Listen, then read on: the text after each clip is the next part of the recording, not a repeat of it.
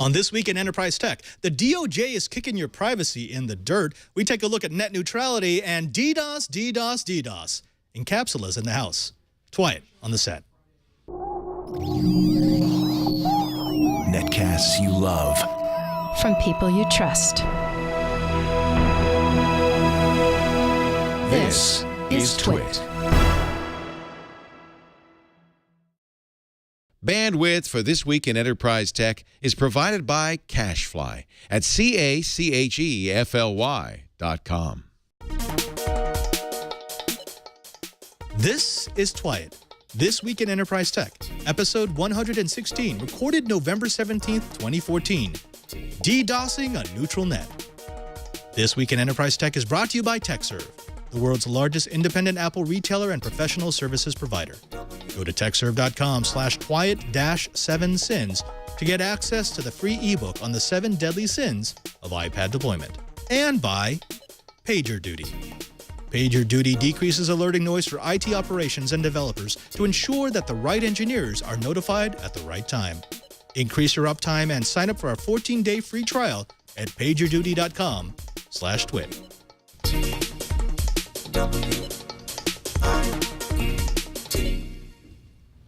Welcome to Twit, This Week in Enterprise Tech. It's the show dedicated to the enterprise professional, the IT pro, and the geek who just wants to know how the world is connected. I'm your host, Father Robert Ballecer, the digital Jesuit, your guide to all things in the enterprise. But I'm not here to guide you by myself. I'm joined by my regular cast of characters, starting with Mr. Brian Chee, the director of the Advanced Network Computing Laboratory in Honolulu, Hawaii. Brian, how is the geek in paradise? The Geek in Paradise is having a great time. The IETF meeting was here in Honolulu last week, and a bunch of my students were there, and they threw a thank you party, which was very, very cool. Very cool indeed. Speaking of cool, it's getting a little cooler on the right coast of the United States. That's where we join our other good friend, Mr. Curtis Franklin from Information Week Radio. Curtis, thanks for coming back, and how are you, my friend?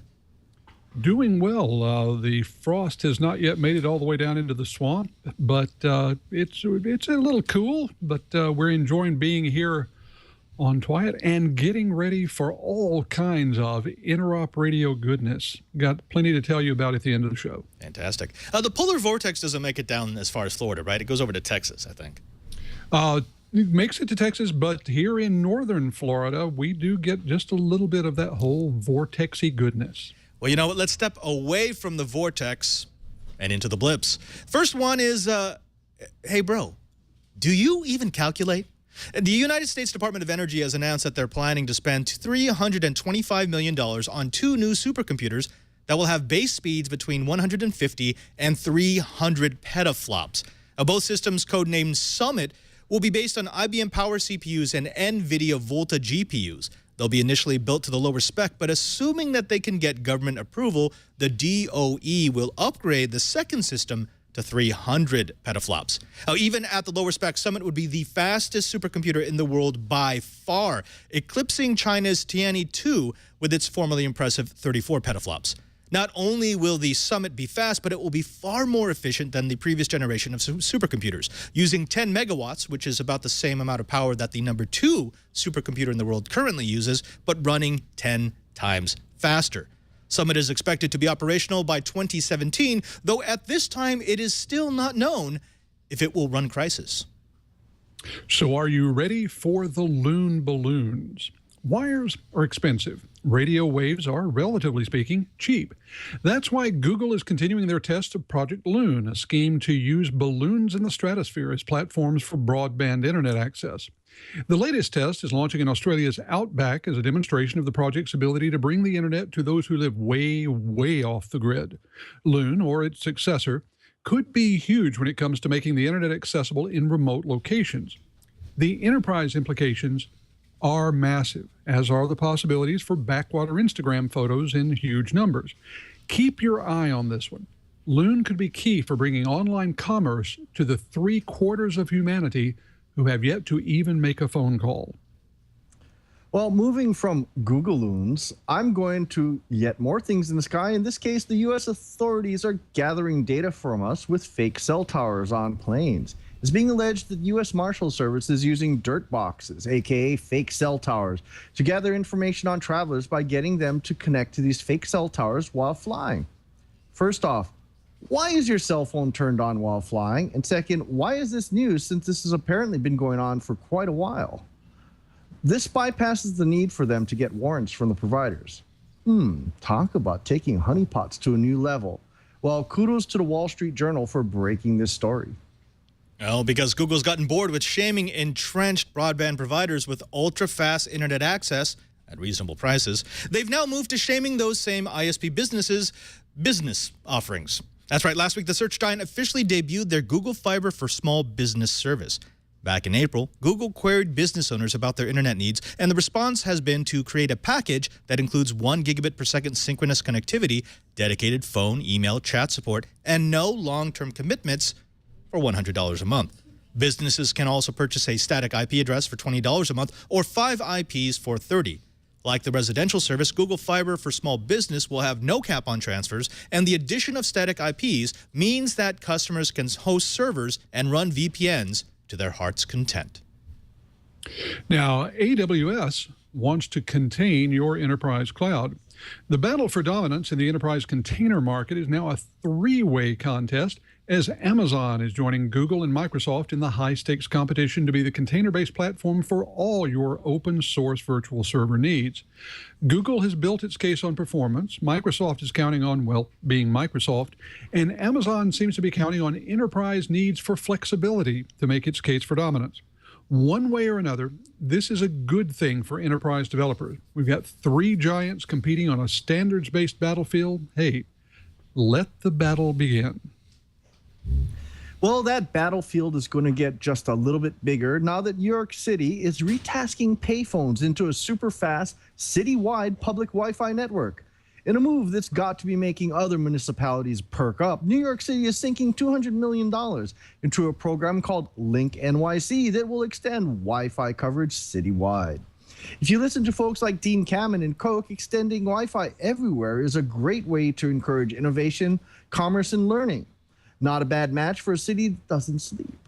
What really makes this different from other failed efforts is that the kiosks also include prime advertising space that's going to pay for the service and not cost the taxpayers a cent. Good luck, New York City. And finally, delivering the internet with lasers. Your next high-speed internet connection may be delivered with the help of military-developed lasers. Optics is now offering a communications package that can wirelessly beam a 2 gigabit per second connection 10 kilometers away.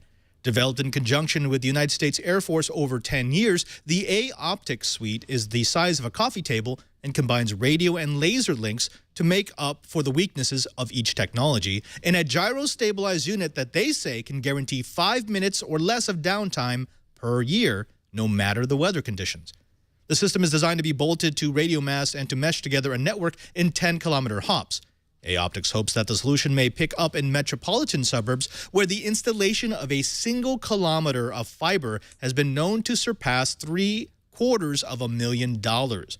The tech is being tested in Mexico and Nigeria right now, as well as 3 unidentified ISPs. Well, when we get back, we're going to be jumping into the Enterprise Bytes, probably getting a little bit dirty talking about those airborne stingers. But before that, let's go ahead and talk a little bit about deploying iPads in your business today.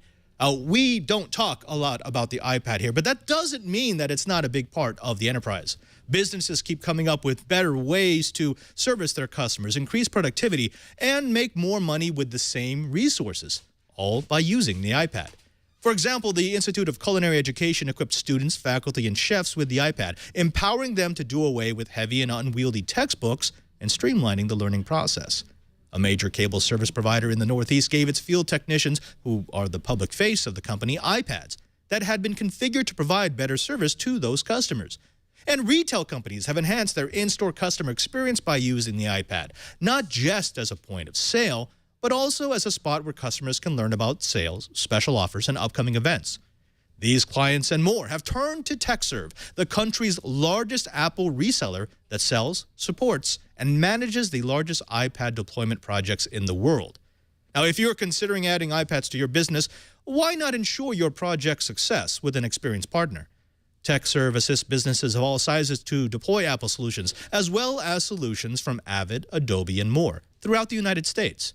No matter if you've started deploying iPads already or are just getting started, TechServe can help. And right now, TechServe is offering a complimentary download just for Twilight listeners who are deploying iPads or who are interested in learning more about doing so. Go to techserve.com/Twilight-7sins to get access to the 7 deadly sins of iPad deployment and see the common pitfalls that throw companies for a loop during their iPad projects. This complimentary download is available right now just for my listeners at tekserve.com/Twilight-7sins. And we thank TechServe for their support of This Week in Enterprise Tech. Well, gentlemen, let's get right back into it. I don't know about you, but I'd say that the #1 enterprise bite has to be those airborne stingrays. Now, Cheever, you covered this in your enterprise blip. Last week, the story was broken that the United States Department of Justice is using stingers in Cessna aircraft and flying them around the country to track cell phones. Dubbed dirt boxes by law enforcement, the stingers perform a man-in-the-middle attack on all phones in range. We've talked about this before on Twilight. Basically, the way that it works is that a cell phone will automatically try to attach to the strongest signal it can. That's a design. I mean, you want that. You want the strongest possible signal. Well, if they can broadcast a stronger signal, your phone gets fooled into connecting to their box, which then passes your information on to a legitimate tower. Now, the problem is that since the encryption occurs point-to-point between the phone and what it thought was a trusted cell phone tower, all the data that the stingray or the dirt box gets is unencrypted. Now, they've been able to gather the unique IMEI numbers, the identification numbers from each handset, and they've been using them, and they say, to look for suspects that they are, well, interested in, specifically those who already have some sort of warrant out for their arrest. Now, Shebert, I want to throw this over to you first because you did suggest this for the show, and this was your enterprise blip. We're just in a different era, aren't we? I mean, 5 years ago, if we were told that these dirt boxes were being used just to find the bad guys, we probably would have believed them. But we're in an entirely different climate, and just the idea that the United States is using boxes, which, according to their interpretation, are legal, we automatically assume that they must be doing something that's way beyond the scope of the warrant. Well, one of the things that I've been hearing on the grapevine is that it's not just a man in the middle. It's, you know, there are different flavors of this going around depending on the scope of your investigation. So this is all hearsay now. So at the low end of the spectrum, there might be people just going and grabbing the IMEIs as they fly by and then doing the equivalent of a deauth and forcing them to the other real cell tower. And it's a fast and easy way for law enforcement to go and search for people that they've got warrants out for their arrest. And this way they don't have to go and hit the carriers to go and harvest that data out of their cell towers. So that's one end of the spectrum. The other end of the spectrum apparently requires a warrant, and that's when the full man-in-the-middle attack starts happening, because then they can go and start looking at what's going on in the conversations. Now, keep in mind, this is legal when you have a federal warrant. So that part of the conversation I don't have a problem with. I do kind of have a problem with someone flying around in a Cessna with a stronger cell tower that's going to start making me drop calls, because then that's going to be messing up with the FCC regulations on interfering with licensed bandwidth. So I'm looking at it from a slightly different angle. Yeah. So I still don't have a problem with it, but under certain conditions. Yeah, it's interesting that they've already addressed, they have had to address that concern that, wait a minute, you're making people drop calls. And so they said, well, we're changing the software so that if someone's making a 911 call, it won't drop that call, which it's kind of a strange way to do it. It's like, okay, well, we're intercepting your call, but if you're really in trouble, we're going to let that go ahead and go to the proper law enforcement agency, which, of course, is not us. The other interesting thing about this is the way that they're defending this gathering is they're saying, we scan an area. We become the most powerful cell phone tower within a confined space. And in that space, every phone will connect to us. We gather all those IMEI numbers, but if you're making a call and you're not a person of interest, and they quote this, we let it go. So they drop it. Now, I understand why this becomes legal because, okay, the warrant's only applying to the person that they decide not to let go, to that particular call that they actually want to listen into.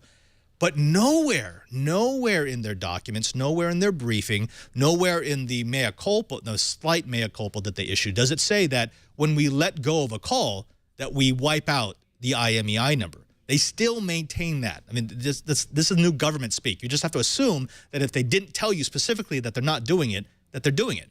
That means that they're collecting a database of IMEI numbers that were in a specific space at a specific time, and now they can move backwards through this. CR1 in the chat room was, he's using humor, but he's saying, look, we're all guilty. They just haven't figured out what we're guilty of yet. Cheebert, it sounds to me as if they now have a way to move back in time, that if they do eventually get a warrant for you, they'll be able to go through this database, which is now probably going to be stored at the Utah data center, and essentially step back through time and correlate your physical location with crimes that they want to get you for.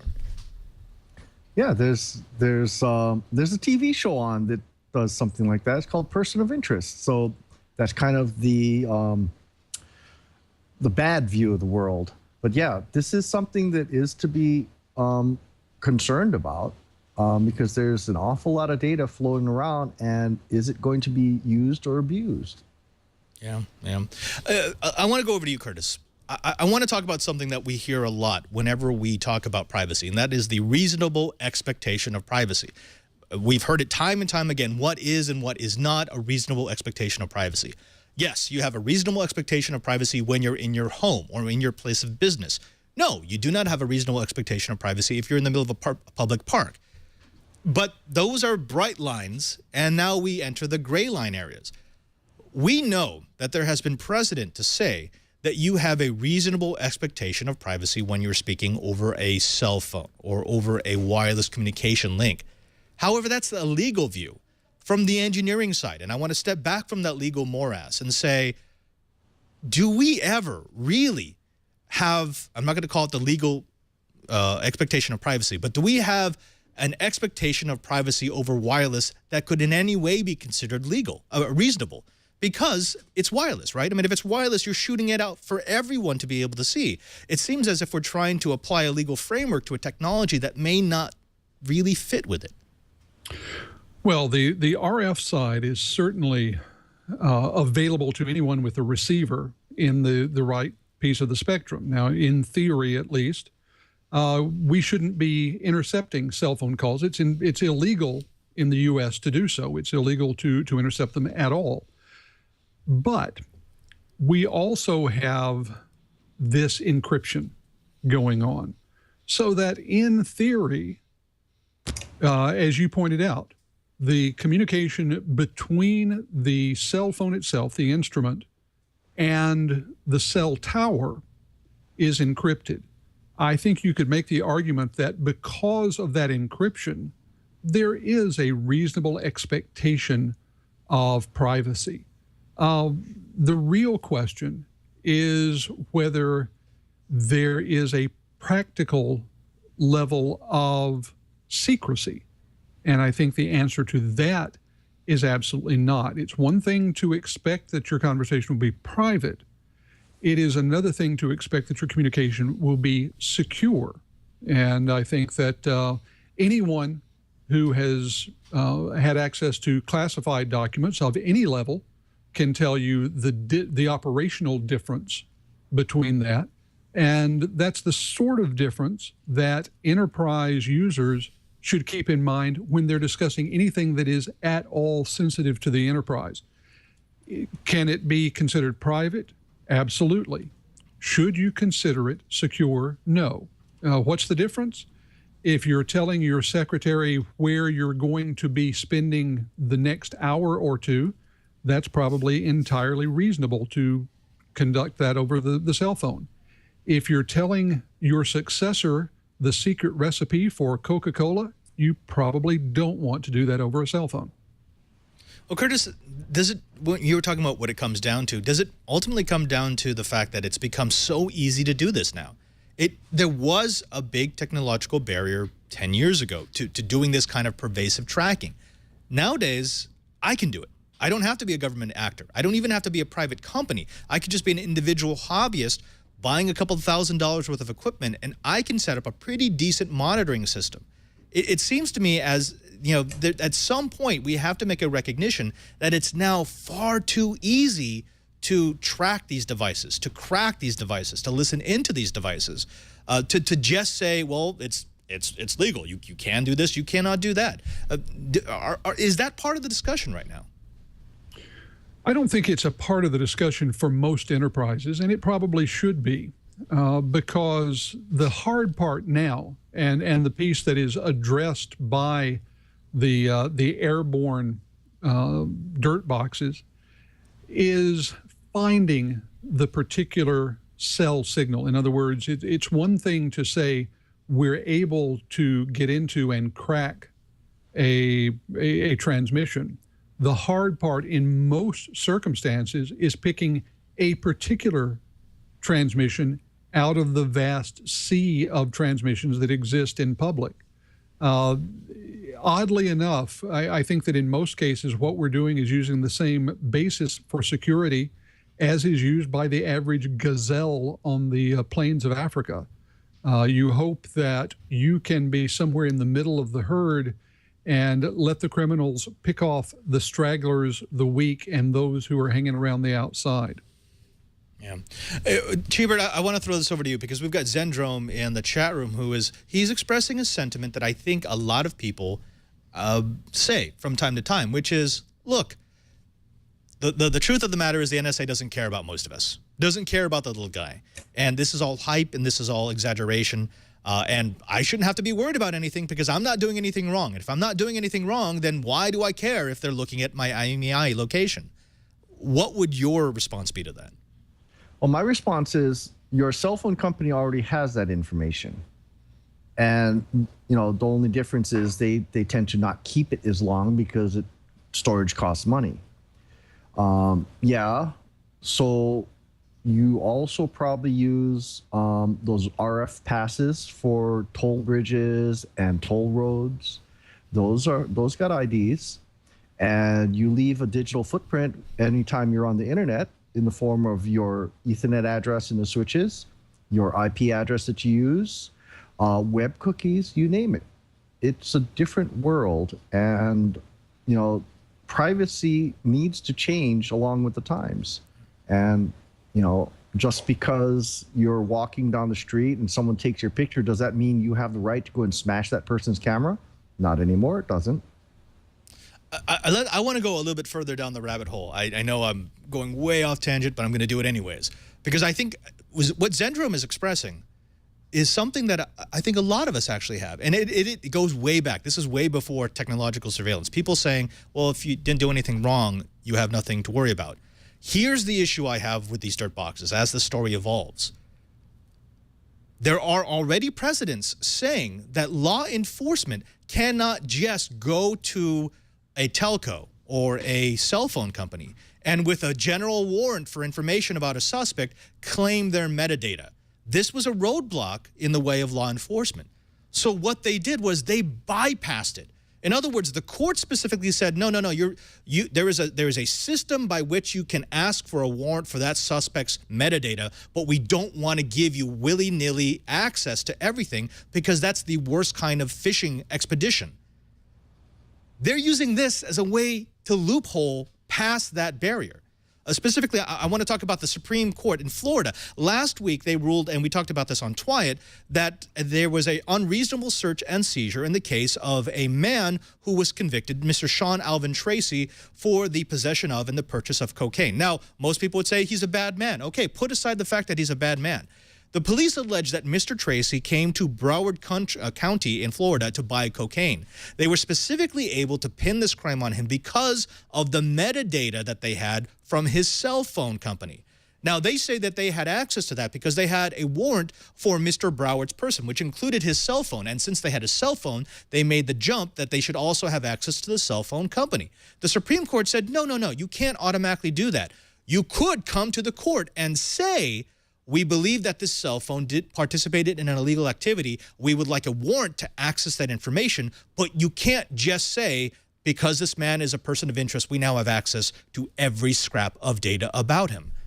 Well, this is the Department of Justice sidestepping that, saying, okay, we don't have the legal right to go to a cell phone company to ask for that data, but if we're just collecting it, it should be fine, right?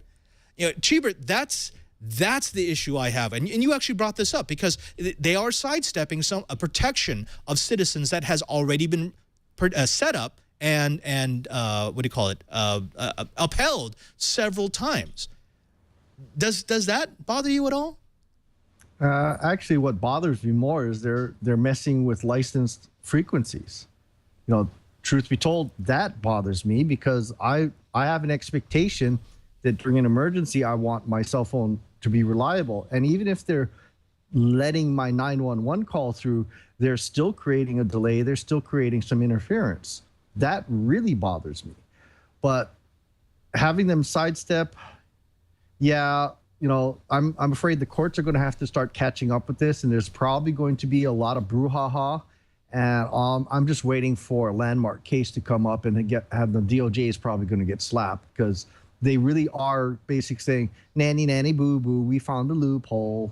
Yeah. And Curtis, when we covered this story a month ago, all three of us said the same thing, which was, you know, it's interesting that this doesn't cover stinger data. I mean, it covers data that was collected by cell towers that are owned by company. It had said nothing about data that would be collected by stingers or dirt boxes.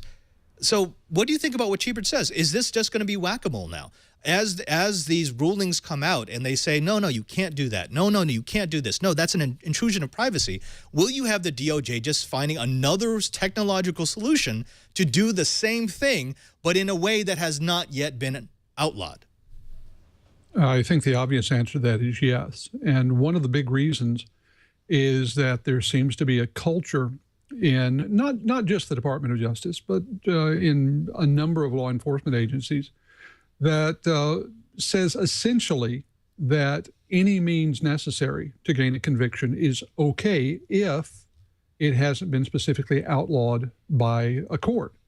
The notion that how we do something matters is gone. And as a cultural issue, that's a real problem. We're seeing some overreach by prosecutors. As a matter of fact, there's a recent case, one that was heard by the Supreme Court in the last couple of weeks, where a fishing boat, the captain has been prosecuted under Sarbanes-Oxley for allegedly throwing undersized grouper overboard between the time he was boarded and the time he got back to port. That's the real danger, I think, for the enterprise as well as individuals.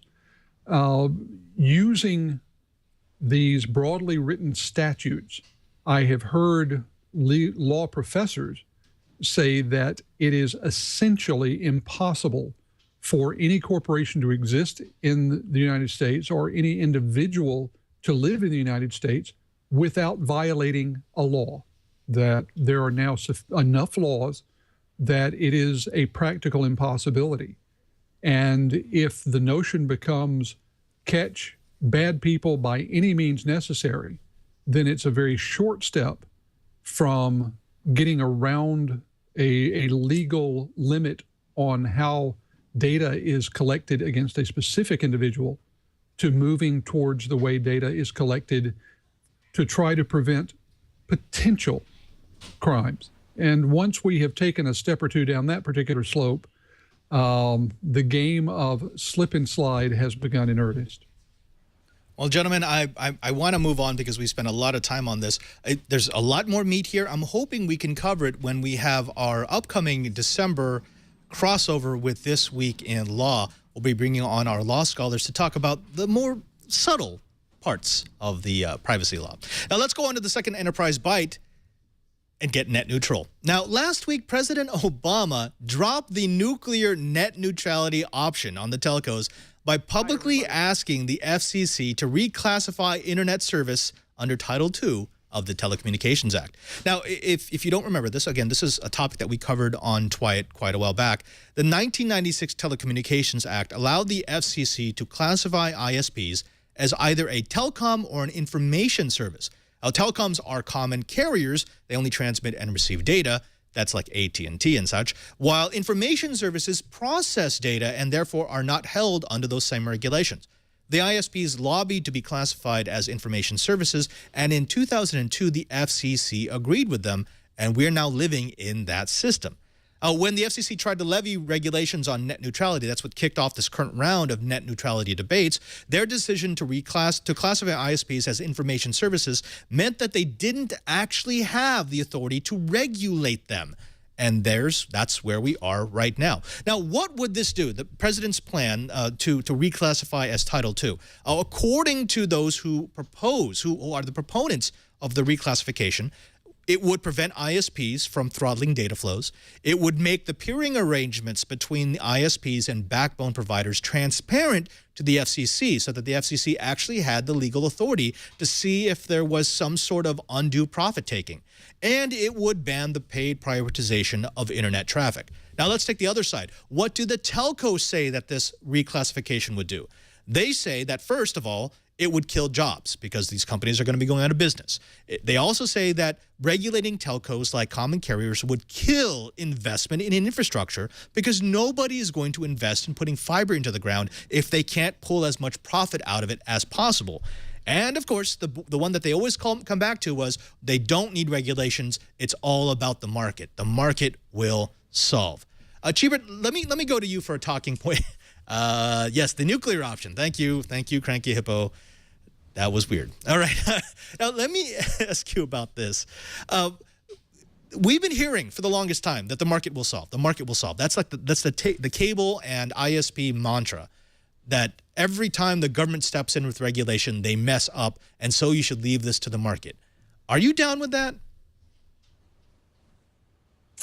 I don't know. Jury's still out. This is one of those things that it all depends on how it's implemented. I like not being able to go and say, I hate this pay to play, pay to go faster type of thing. But I also am not real wild about more government regulation. This from the guy that helped break the Hawaiian telephone monopoly in Honolulu a year before the feds did. But I don't know. I'm my boy Barry. So far has done good for Hawaii, and I'm for good or bad, I tend to back him no matter what because he's a Hawaii boy. But yeah, I'm going to wait and see on this one. Curtis, where do you fall? Because regulation is one of those words that just scares people in the enterprise. It scares people in business. Regulation is one of those things where you really don't want it, even if you think it might be better, because the unintended consequences tend to be severe. So when you talk about adding regulation to an infrastructure that right now drives everything, it drives our economy, it drives our communications, it can be scary talk. Where do you think most enterprises follow on this? I think that most enterprises probably look at this as a bargaining position. Frankly, the threat of the nuclear option is one of those things that you tend to drop on people when you're trying to force them to the negotiating table. And I think that's at least possible here. In terms of the regulation, the thing that businesses really want in this, as in so many other things, is knowing what's going to happen, having some sort of predictability in what their infrastructure performance and cost is going to be over the coming, let's say, 24 to 48 months. So the notion that regulation could be used to provide more stability might very well outweigh the almost certainty that regulation is going to be a damper on innovation and will almost certainly have, as you put it, unintended consequences. Business, though, in most cases, if they're not in the business of being one of these ISPs, would much rather have certainty with some unintended consequences than flat out innovation and uncertainty when it comes to cost and performance.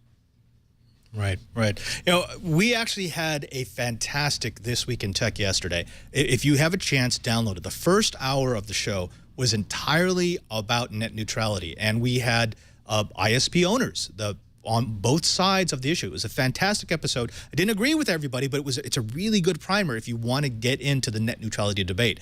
One of the things that was brought up, and Chee, I want to bring you back on this. One of the guests runs a wireless ISP out in rural America, and one of his arguments was, well, this regulation is going to break my business model. That's essentially what it came down to. It was much more reason than that, but the problem I had was he was basically saying, well, if you make networks neutral, I can't charge these companies more to give service to my customers, and therefore I will go out of business. And to me, that sounds like the absolute wrong reason not to do regulation. It's not right to have someone say, well, you can't pass this law that will make things better because I will go out of business. Because to me, that always screams, well, then your business model is broken. So, yeah. The things that I'm having really a tough time with flip-flopping back and forth whether I love or hate net neutrality is, in an idealistic world, I'd like to see the government go and pound on the vendors a little bit to get them to play nice, because I've had to deal with some of the really wacky doodle things that various ISPs have done to quash competition, to quash people from running servers at home, to make it hard for them to do video conferencing because they want you to buy up. I have a real problem with that. You know, give me an honest product, give me some options. I hate it that there's no, in a lot of places in America, there is one and only one option for broadband. But I'm also very much in favor of the laissez-faire way of, you know, let business sort it out. Let competition determine who gets to get our dollars. I vote with my dollars. I'd like to continue voting with my dollars. I don't want to have the Fed saying what I can and can't do. So because I'm looking at both sides of the argument, I really can't say which one I like better yet. Right. But yeah, I inherently do not like the government saying, no matter what, no matter how much it really costs you, you have to go and deliver lifeline services, even though it just cost you $100,000 to put a line into a really remote survivalist cabin. If you're going to be off grid like that, you should be liable to pay for it. Same thing goes for internet. So it's not one or the other. It's not a black and white. It needs to be a color of gray, a shade of gray. And the government, with Obama nuking the vendors with this bombshell, is okay. Since you can't decide, I'm going to drop a bombshell. I'm hoping that there's, between the government and the vendors, they finally decide that we're going to have some middle ground. And that's what I'm really and truly hoping for. I want to go back to that. Before we go back to that, I want to extend the story one last bit because we're running out of time for this Enterprise Bite, specifically to talk about AT&T, because AT&T reacted to this announcement. They sort of did the whole, we're going to take our fiber ball and go home deal. But when Obama made his announcement, AT&T fired back, and the CEO, Randall Stevenson, essentially said, well, fine, we're not going to do our fiber rollout anymore. He specifically said, and I quote, "We can't go out and invest that kind of money deploying fiber to 100 cities without knowing under what rules those investments will be governed." Essentially what he's saying is, look, if you're going to make this net neutrality Title II reclassification, we're not going to roll out the fiber that we said we were going to roll out. Cheebert, does this AT&T announcement prove that they were right? And then, yes, reclassification is going to stop investment in infrastructure? No, for God's sakes, no. Even when you had regulated telco, they still made the investments because they wanted the customers. They're just going, you know, it's typical big business. I'm going to respond to that nuclear blast. I'm going to take it to the far limits and say, I'm going to take all my marbles and go. Well, I'm sorry, AT&T, you just cannot afford to not compete, because if you don't play, someone else is. And if you don't play, someone like Google is going to become a monopoly while you're sleeping. Right. Curtis, it strikes me that he would make this threat. It sounds like such a knee-jerk reaction to say, well, fine, no, we're not going to give you your fiber. I mean, the only reason why AT&T rolled out that plan to deploy fiber in the first place is because they were feeling so much heat from Google. Google Fiber has been such a smash hit where it has been deployed that AT&T finally felt, remember, their CEO was saying, oh, people don't want faster internet. No, they're fine with 1 or 2 megabits per second. Now they're saying that the same principle that sparked them into wanting to deploy to 100 cities is now going to stop them from deploying into 100 cities. And in the meantime, we still haven't really heard a plan about what they're going to do with these 100 cities. Is this just the same thing over and over again? In a great deal of ways it is, because you have to remember, culturally, AT&T is still working to get out of the monopoly mindset. And the idea that someone would actually compete with them is offensive to them. They want to be able to crush people. The idea that someone could in any way crush back is something that they're not ready to really deal with. But I want to call attention to one thing he said. When he talked about they couldn't make the investment if they didn't know. And that gets back to that certainty thing. I think where the CEO of AT&T, and to be honest, the CEO of a lot of ISPs is telling people what they want, which is essentially an unregulated environment. But what they really need is to know what the environment is going to be, because once they know, then it might take a period of time, but they can figure out how to compete. What they can't do is figure out a rational way to compete when they don't know what kind of environment they're going to be living in. So what we have just at the moment is sort of the worst situation for everyone, because the FCC's trial balloons, the FCC's periods of comment, the FCC's proposals have injected a massive dose of uncertainty into the market, both for the providers and for the enterprises and consumers who are the customers.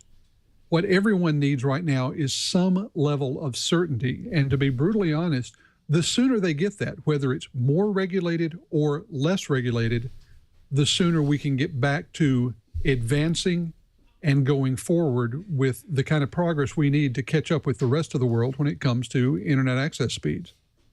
Yeah, I'm going to end it on here because we're going way down the rabbit hole. I'll say this for another day. I will complete this rant on Padres Corner tomorrow, but for me, I understand what both of you are talking about. I understand the uncertainty, and I understand what Cheebert's saying about going back and forth on this idea of regulation. But for me, what it comes down to was that this is not the last straw. This is not even close to the last straw. This is so far past the last straw of misbehavior by the telcos that's why they're pulling out the nuclear option. You got to remember that this goes way back to like 1994, before the Telecommunications Act, when the telcos came to the United States government and said, we can deploy a nationwide high-speed 45 megabit per second system to 250 million Americans. And they took $200 billion in tax relief from the American people, and they delivered bupkis. They said, look, give us patience, give us time, don't regulate us, and we promise we will give you the best network possible. And they didn't do it. Then when AT&T tried to acquire DirecTV, they said, we will roll out a high-speed fiber network to 2 million people, and then they didn't do it. Then when Comcast acquired NBC, they said, we will not block traffic from competing providers, and then they did it. So it seems to me that this is the culmination of a long series of broken promises in which we were saying, we don't want to regulate you. We don't want to regulate you. We don't want to regulate you. For 30 years, we don't want to regulate you. Just do the right thing. And finally, the chickens have come home to roost. Now, when we come back, we're going to be welcoming back to the show Incapsula. He's going to talk to us a little bit about DDoS attacks and what they've been doing to the enterprise. But before that, let's go ahead and take a moment to thank the second sponsor of this episode of This Week in Enterprise Tech. and that's PagerDuty. Now, the tech that we use in the enterprise gets more and more reliable with each generation. Servers fail over, switches route around outages, and storage has redundancies for redundancies of redundancies. But no matter how sophisticated our tools become, things still break when you least expect them to. And when it impacts your customers, you want to be woken from a deep sleep. That's why we're happy to have PagerDuty. If you rely on your software and services to always be up, PagerDuty is an essential tool. As the hub of your operations, PagerDuty connects all of your systems into a single view where you can see critical events across all your monitoring tools. There are over 100 ready-to-use integrations, including Nagios, New Relic, Keynote, AppDynamics, or you can roll your own with PagerDuty's APIs. Now, here's how it works. When an incident occurs, PagerDuty first filters and deduplicates events to ensure that only actionable alerts are delivered.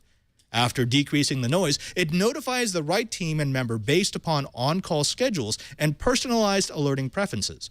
If alerts are missed, PagerDuty automatically escalates issues to another team member until it's responded to. Alerts are dispatched by automated phone calls, SMS, email, and push notifications, and it's fully distributed across multiple data centers and multiple hosting providers with multiple contact methods so that you'll never, ever miss an alert. What all this means is that you can easily resolve incidents on the go, and you can live your life even when you're on call. PagerDuty's analytic tools will also help you to identify common problems, letting you proactively make system improvements and prevent future outages. You can customize how it fits you and your team's work regardless of location or size, and they're trusted by thousands of companies including Microsoft, GitHub, Boeing, Nike, Pinterest, and Box. So you know that they're going to be dependable. Now, here's what we want you to do. We want you to get the right engineer on the right problem at the right time. Visit pagerduty.com/twit to sign up for a free 14-day trial, and for as little as $19 a month, you can increase your uptime with PagerDuty. When you sign up, you'll also be entered for a chance to win a PagerDuty exclusive on-call survival kit. That's pagerduty.com/twit. pagerduty.com/twit. And we thank PagerDuty for their support of This Week in Enterprise Tech. We welcome to the show someone who is from a company that we've had on before, talking about some exploits that have been running through the wild world of the internet. Mr. Tim Matthewss, the VP of Marketing for Incapsula. Tim, thank you very much for being on the show. Thanks for having me back. Now we have you on the show specifically to address something that PagerDuty released last week, talking about your new report on DDoSes. Can you give us the highlights? Sure. Well, we knew for a long time that DDoS attacks were disruptive and annoying. What we didn't know is how expensive they were and how disruptive to business operations. So we set out to study that, and the results were pretty sobering. And so what are those sobering? What would be the thing that you think will surprise our audience the most? Well, you know, I was surprised to find out how much a DDoS attack costs per hour. $40,000 per hour is what our surveillance told us, which at first blush seems like quite a bit of money. But when you think about a $100 million business and what 1 hour of their operations is worth to them, you begin to realize that, you know, this is real business. It's $50,000 an hour is what an enterprise actually, you know, makes per hour at a $100 million level. So 1 hour of DDoS could just knock that out of the water. So that was the biggest surprise to us, was just, you know, or maybe the most sobering piece was just how disruptive and how much money we're talking about here. These aren't pranksters. This isn't just an annoyance. This is real business disruption that's going on here. Can you help us break this down? Because anytime we hear doom and gloom predictions, our audience, they're very bright people, and so they tend to think, oh, this is just PR marketing speak. How does that $40,000 or $50,000 an hour or that $500,000 attack actually break down? Where do you get those figures? Sure. So first of all, as I mentioned, there's the actual lost business. So if you think about the amount of sales that happens during 1 hour, for example, online or, you know, around the world at stores, which, for example, can't process transactions. That's the first half of it. That's only the beginning. The rest of it is things you might not think about, which is, what does it actually mean for customers who aren't getting the service they signed up for? What is their SLA? And might they be due refunds? What does it do to the actual brand? A lot of DDoS attacks now are covered in the media. So what does it mean to a company that maybe has lost reputation? What does it mean in terms of lawyer costs to deal with all these contractual issues? Salespeople who have to deal with angry customers rather than selling more. Marketing folks who've got to put out press releases and explanations of what just happened to their business. So it has an effect on the immediate business, the business going forward, and also just a lot of staff costs to deal with the situation. It's a big occurrence for any size enterprise. Right, right. Now again, I want to point out our audience. In the chat room, our live chat room right now, we've got, who is it? Crucial Wax, who is saying, but wait a minute, what's the really big impact of a DDoS? People just come back an hour later and order the thing that they couldn't order. And I think that's one of those myths that people have about what a DDoS is. It's just a prank. It's just a bunch of geeks. It's a bunch of nerds living in their parents' basement who are raging out against the world, and therefore they've decided to block traffic to the site for X number of hours. Yeah. But, you know, when it's your business, it's different, right? Yeah, I think he's a bit misguided, actually, because what happens when I'm looking to buy something online, if I can't find it at the first store listed, I go to the second, and I go to the third. So today with e-commerce, people are not patient, and they won't just come back in an hour. That's circa maybe 15 years ago internet technology. Today, people are very impatient.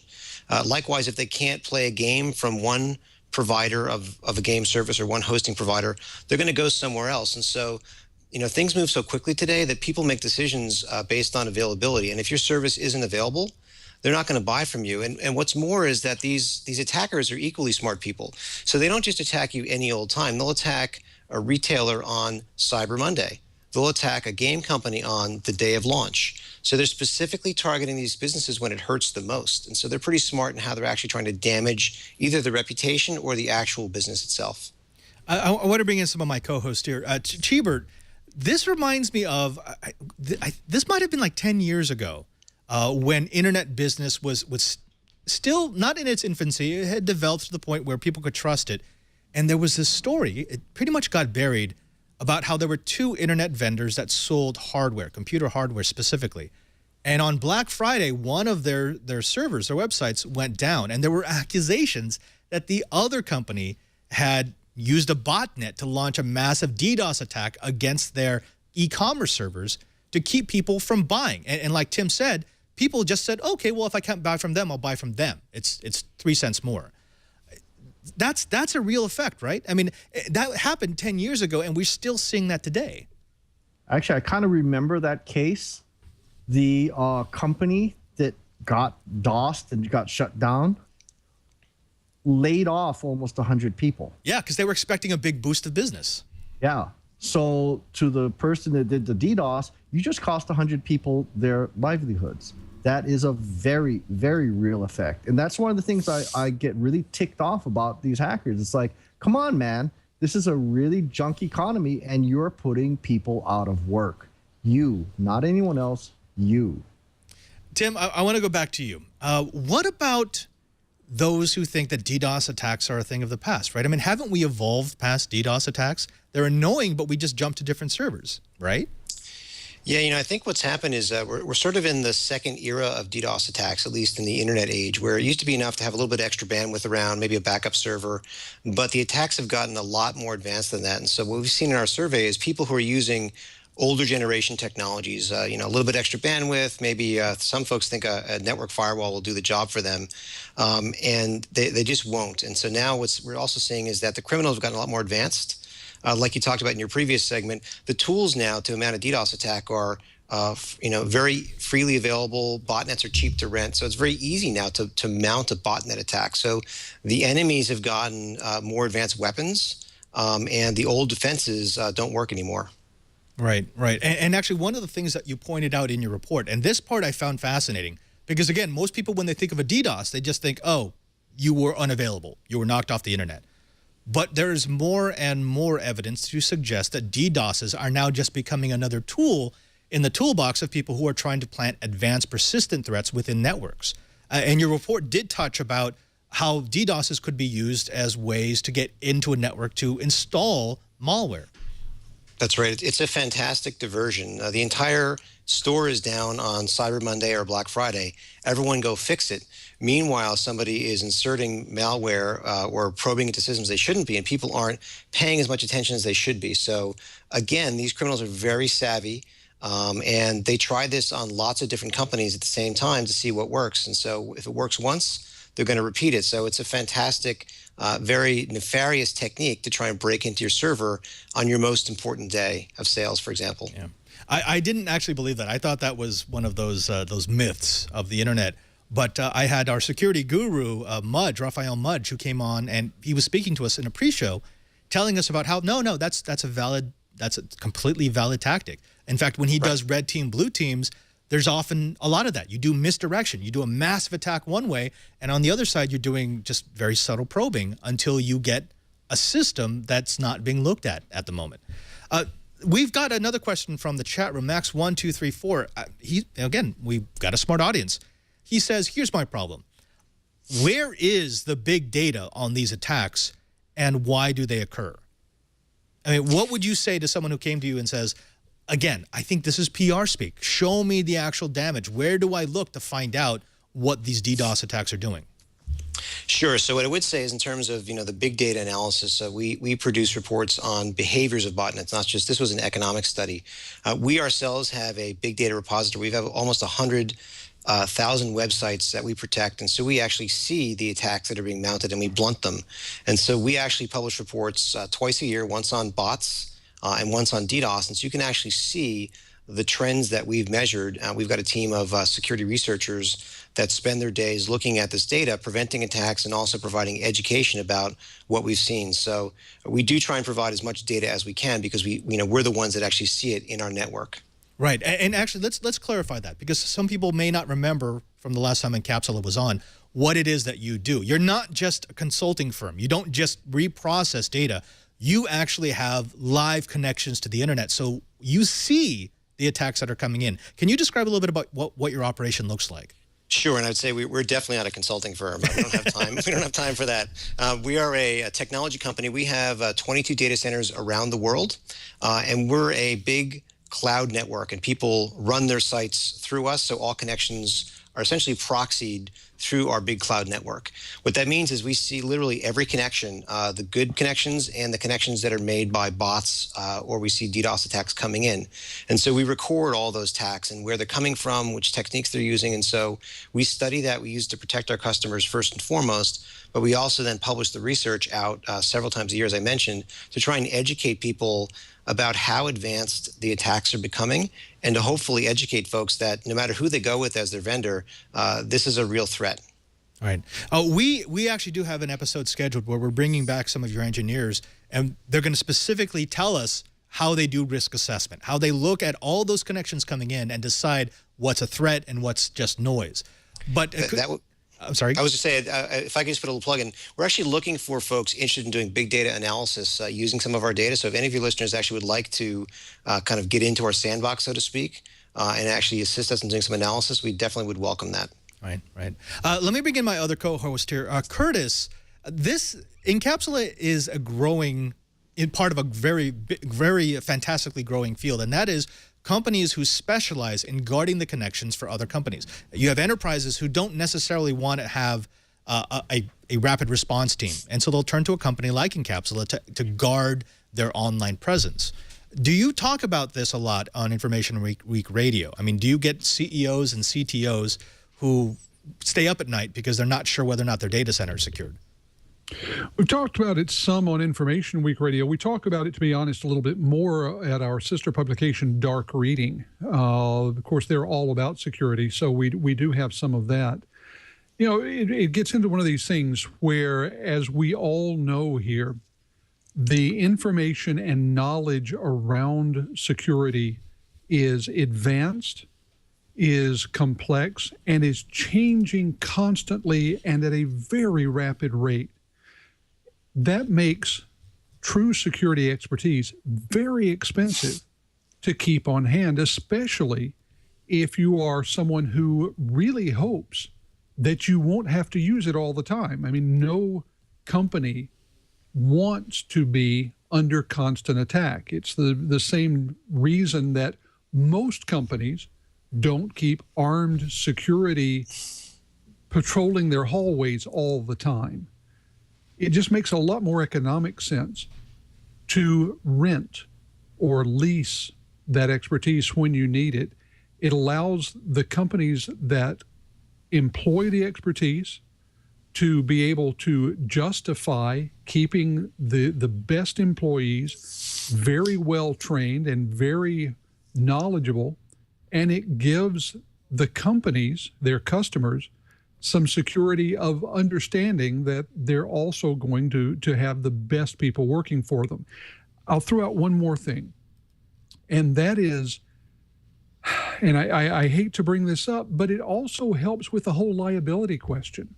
Because all of a sudden, if you can show that you have retained the services of a company that has well-certified employees, that has made certain representations about the level of security and the level of knowledge and the level of response that they can provide, then that can be protection against any potential suits by your shareholders should the very worst happen.